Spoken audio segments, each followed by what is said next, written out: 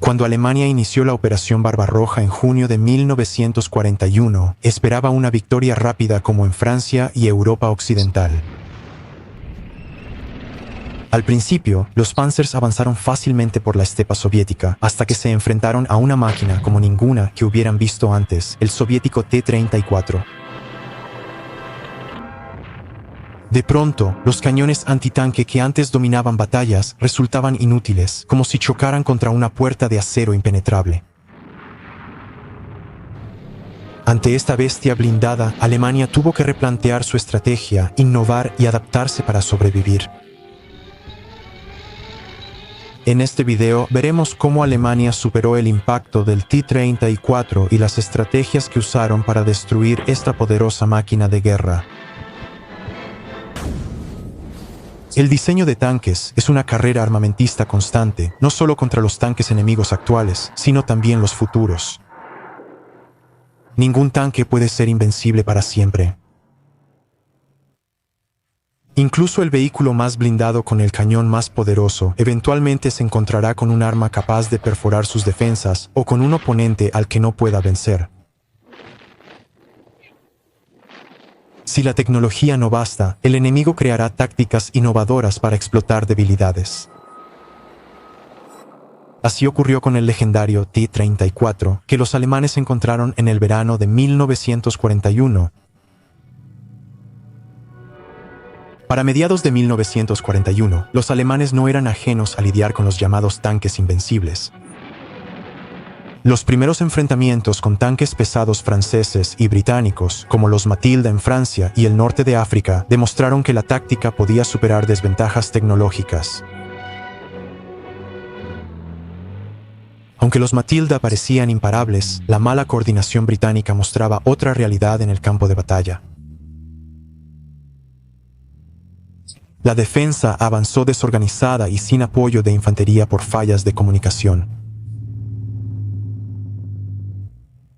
El 37 mm tenía problemas con el blindaje de los Matilda, pero otras armas cambiaron el rumbo.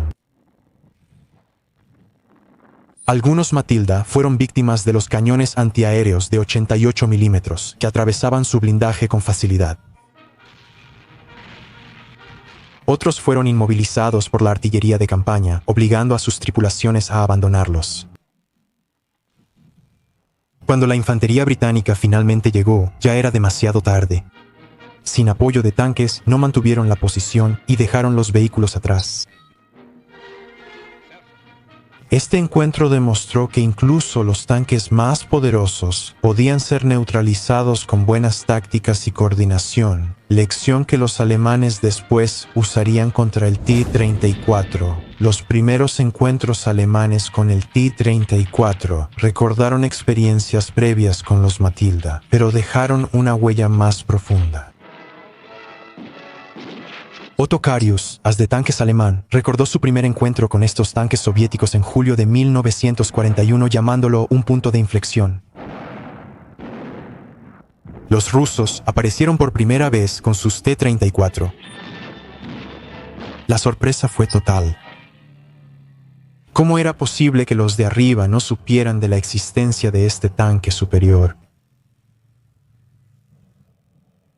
El T-34 con su blindaje, diseño y cañón de 76.2 mm era temido y siguió siendo una amenaza para los tanques alemanes hasta el final de la guerra. Frente a estas monstruosidades, solo podíamos disparar cañones, mientras los rusos adentro jugaban cartas tranquilamente. En ese momento, el Pack de 37 mm era nuestra arma antitanque más potente. Si había suerte, atascábamos el anillo de la torreta, pero no era una solución confiable. Solo el Flak de 88 mm podía enfrentarse a este nuevo tanque ruso. Desde entonces, sentimos gran respeto por las tropas de Flak, a quienes antes subestimamos. El cañón Flak de 88 mm fue una de las pocas armas capaces de enfrentarse con fiabilidad al modelo 1934. Las instrucciones alemanas aconsejaban disparar proyectiles perforantes a la torreta desde una distancia de 1000 metros, mientras que para atacar el casco era necesario acercarse a una distancia de 100 a 800 metros. Para asegurar la penetración, otras directrices recomendaban disparar a distancias aún más cortas, entre 500 y 600 metros. Los cañones Flak 38 y Flak 39 de 105 milímetros tenían mayor alcance, pudiendo atacar la torreta desde 1200 metros y el casco desde 800. Mientras tanto, la artillería como el obús LFH 18 de 105 milímetros y el cañón 18 podían disparar proyectiles altamente explosivos desde prácticamente cualquier distancia con efectos devastadores. Los cañones de calibre pequeño rara vez penetraban el blindaje de la torreta del T-34 y solo servían para suprimir a tripulaciones inexpertas. No obstante, proyectiles de 75 milímetros o mayores podían dañar el tren de rodaje del tanque, ofreciendo otra opción.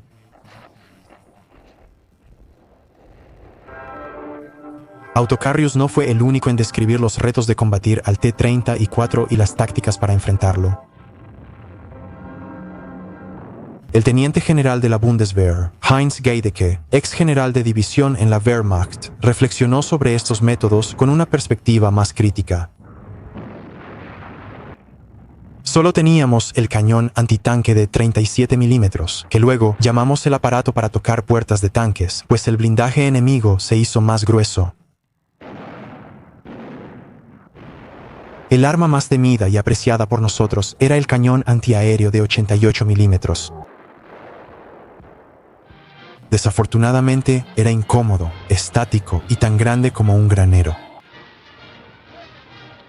Antes de la guerra, al ver llegar a las unidades de artillería antiaérea con sus elegantes uniformes de la Luftwaffe, distintos a nuestro equipo de cuello alto, decíamos con desdén: ahí vienen los soldados caballeros. ¿Y qué esperar de ellos en guerra? Cuando fue necesario usar la artillería antiaérea contra tanques en combate terrestre, cambiamos de opinión rápidamente. Dondequiera que hubiera una unidad de artillería antiaérea cerca, les pedíamos con entusiasmo que se unieran a nosotros. Los cañones antiaéreos eran blancos visibles, detectados rápidamente por la artillería rusa. Tenían muchas bajas, pero estos soldados siempre listos para avanzar y apoyar a la infantería. Solo puedo decir maravillas de ellos. Un informe de un oficial de la 4ª División Blindada de Heinz Guderian destacó aún más las limitaciones de usar artillería de campaña y antiaérea contra tanques. El combate contra tanques rusos usando cañones antiaéreos de 8.8 centímetros o cañones de 10 centímetros no puede ser suficiente por sí solo. Estos cañones, al ser más grandes que los tanques rápidos, solían ser descubiertos, atacados y destruidos al moverse a posiciones de tiro. Sin protección y del tamaño de una puerta de granero, eran un objetivo fácil y tentador. Las memorias e informes de oficiales alemanes revelan aspectos clave que suelen pasar desapercibidos para quienes solo comparan penetración y blindaje. Aunque los cañones de 88 milímetros y más tenían gran poder de penetración, su poca movilidad era una gran desventaja.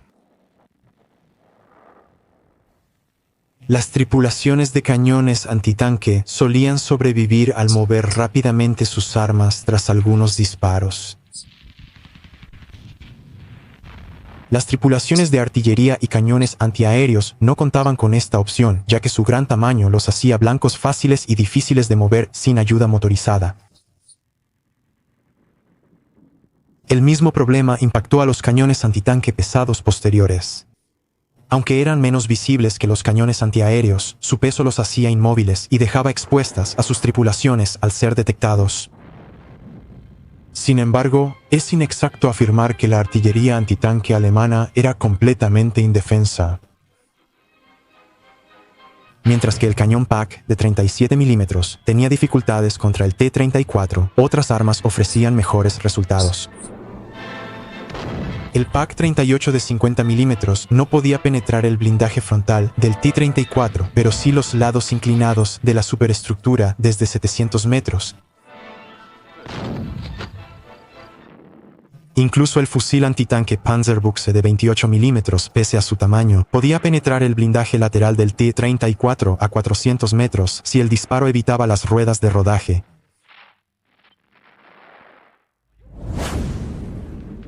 Aunque las emboscadas y cañones antiaéreos antitanque lograron algo de éxito, el combate directo entre tanques era mucho más desafiante. El cañón de 88 mm era demasiado grande para montarse en tanques alemanes estándar como el Panzer III o IV. Estaba el Flak de búnker, pero prácticamente no tenía blindaje y era vulnerable. Los cazatanques con cañones Skoda de 47 mm capturados, montados en chasis franceses reutilizados, ofrecían poca protección y eran poco confiables en combate. Desplegar cañones remolcados en batallas de tanques solía causar grandes pérdidas, pues sus tripulaciones no podían moverse bajo fuego. Esto dejó a los alemanes con opciones limitadas de armamento para tanques. Los cañones de 37 mm en los primeros tanques alemanes y checos, los cañones de 50 mm en los últimos modelos de Panzer III que eran menos efectivos que las variantes remolcadas de 50 mm, y los cañones de 75 mm en los Panzer IV tenían dificultades para enfrentarse al blindaje del T-34. La munición perforante de núcleo rígido ofrecía esperanza, pero estos proyectiles especializados eran muy escasos. Un informe de la 4ª División Blindada resumió la frustración. Los cañones de tanque Kanone de 5 centímetros solo penetran puntos débiles en condiciones muy específicas y a distancias muy cortas, hasta 50 metros. Mientras tanto, nuestros tanques pueden ser penetrados por el fuego enemigo desde cientos de metros de distancia. La alta energía y el espíritu de lucha de nuestros ataques anteriores disminuirán y se agotarán debido a sentimientos de insuficiencia. Las tripulaciones saben que los tanques enemigos pueden destruirlas a larga distancia, mientras que ellas apenas afectan al enemigo, incluso con munición especial y a corta distancia. Esta realidad afectó la moral de las tripulaciones de tanques alemanas, pues sus armas no podían enfrentar la potencia y blindaje del T-34. La diferencia en rangos de combate mostró la urgencia de tanques mejor equipados y tácticas más efectivas para enfrentar este reto. El autor del informe señaló varias mejoras urgentes necesarias para que los vehículos de combate alemanes pudieran contrarrestar eficazmente la amenaza del T-34. El Panzer III requería un cañón de 50 mm tan potente como su versión remolcada, y el Panzer IV necesitaba uno similar al de 76 mm de los tanques soviéticos. Además, se consideró esencial el desarrollo de un cazatanques armado con un cañón de 105 mm y cañones antitanque remolcados de 105 mm. Hasta que se pudieran aplicar estas soluciones, el informe sugería copiar el T-34 o usar los T-34 capturados. Mientras esperaban estas mejoras, los alemanes tuvieron que depender de la astucia táctica para combatir a los tanques soviéticos superiores. Enfrentar de frente a los T-34 era suicida, pues disparaban eficazmente desde 1000 a 2000 metros y a menudo desde posiciones protegidas. Usarlos era igualmente desafiante debido a la velocidad y movilidad superiores del T-34. Como solo podían penetrar al T-34 por el costado y de cerca, los alemanes crearon nuevas tácticas. 3 Panzer. 3 enfrentarían al T-34 de frente, desde posiciones cubiertas o en movimiento para dificultar el apuntado. Mientras el T-34 se distraía, dos Panzer III lo flanqueaban usando la cobertura para atacar por los costados o la retaguardia a corta distancia. Dispararían Panzergranate 40 a los puntos débiles del blindaje del T-34. Si había un Panzer IV, atacaba al T-34 de frente usando humo para bloquear su visión y cubrir el avance del tanque que flanqueaba. Esta táctica puede confundir al enemigo, quien podría pensar que el humo es de armas químicas y retirarse. Los alemanes también aprovecharon los fallos de diseño del T-34, con el comandante haciendo también de artillero y la visión limitada desde el tanque. El T-34 tenía dificultades para mantener la conciencia situacional. Las cúpulas de los comandantes de los tanques alemanes proporcionaban una visibilidad superior en el campo de batalla, una ventaja que supieron aprovechar al máximo. Irónicamente, el Ejército Rojo adoptó esas tácticas 2 años después. Entonces, el T-34 distraía a los Tigres de frente, mientras un aliado atacaba sus flancos vulnerables a corta distancia. Al enfrentarse a los tanques T-34, ni siquiera había cañones antitanque ni de tanque de cañón corto adecuados. A diferencia del Panzerfaust, que permitía a la infantería combatir de cerca, al inicio los soldados alemanes dependían de tácticas creativas y armas ligeras en campo abierto. La infantería estaba equipada con balas perforantes, como las municiones SMKH diseñadas con un núcleo endurecido. A los fusileros les daban 10 balas y a los ametralladores 100. Con su líder de sección, los fusileros atacaban tanques desde 400 metros y los ametralladores desde 1000 metros apuntando a puntos débiles como escotillas y ranuras de visión. Esta táctica no destruía los tanques, pero tenía un propósito crucial: cegar a la tripulación enemiga y obligar a los comandantes a retirarse al interior de sus tanques para estar a salvo, lo que reducía su conciencia situacional y su efectividad en el campo de batalla. El entrenamiento alemán enfatizaba una verdad fundamental: los tanques son inherentemente ciegos, incluso con dispositivos de observación completamente funcionales. Para generar confianza y disminuir el miedo, los soldados de infantería se entrenaban sentándose dentro de un tanque para vivir su limitada visibilidad. Este enfoque práctico incluía manuales detallados sobre cómo enfrentar tanques T-34. Estos manuales contenían diagramas que mostraban el limitado rango de visión de los dispositivos de observación del tanque, como la mirilla del conductor, la mira del artillero y los visores del comandante. Identificaban las zonas muertas en la cobertura del T-34. Los soldados de infantería estaban seguros del cañón y la ametralladora del tanque si estaban a menos de 19 metros del frente o 40 metros de la parte trasera. Confiaban más en las armas personales a menos de 5 metros al frente o 8 por detrás. Las tropas alemanas, al igual que sus contrapartes soviéticas, estaban entrenadas para utilizar la cobertura y el camuflaje. A los soldados se les indicaba refugiarse en trincheras y esperar a que los tanques enemigos se acercaran para contraatacar, aprovechando sus puntos ciegos y vulnerabilidades. Las armas antitanque tradicionales de infantería, como los cócteles Molotov y las granadas, se volvieron fundamentales una vez que los soldados lograban acercarse a un tanque. Las instrucciones alemanas ofrecían métodos ingeniosos pero arriesgados para usar estas herramientas. Por ejemplo, atar 2 granadas al cañón del arma podía dañar el arma o sus miras. Las granadas de humo podían cegar a la tripulación o hacer que abandonaran el tanque si quedaba inmovilizado. Sin embargo, las granadas de humo a menudo resultaban ineficaces contra tanques en movimiento, ya que simplemente rodaban.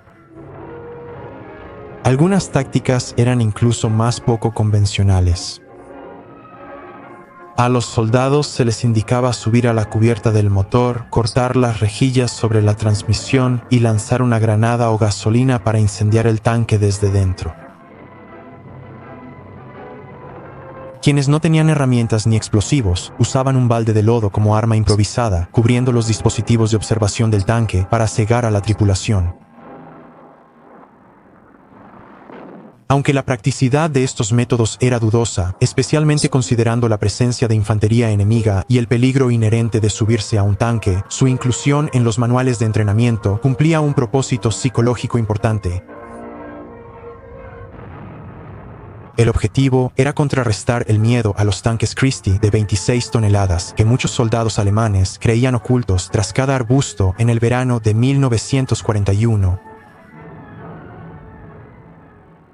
Estas tácticas resaltaban el ingenio sobre la parálisis y animaban a la infantería a ver los tanques como amenazas superables. El T-34 fue revolucionario, aunque como todo blindado, tenía vulnerabilidades. Como con el Matilda, los alemanes detectaron y aprovecharon rápido estas debilidades, desarrollando contramedidas para enfrentarlo. Aunque el dominio del Matilda sobre los italianos fue breve, el T-34 siguió siendo un rival fuerte mucho después de 1942, incluso con la aparición de nuevos tanques alemanes. Las tácticas usadas contra tanques franceses ahora eran ineficaces o suicidas ante el T-34. Su duradera efectividad se debió tanto a su diseño innovador como a la creciente experiencia del Ejército Rojo en combate. A pesar de contratiempos y modificaciones, el T-34 se mantuvo firme hasta el final de la guerra, en las ruinas de Berlín en 1945.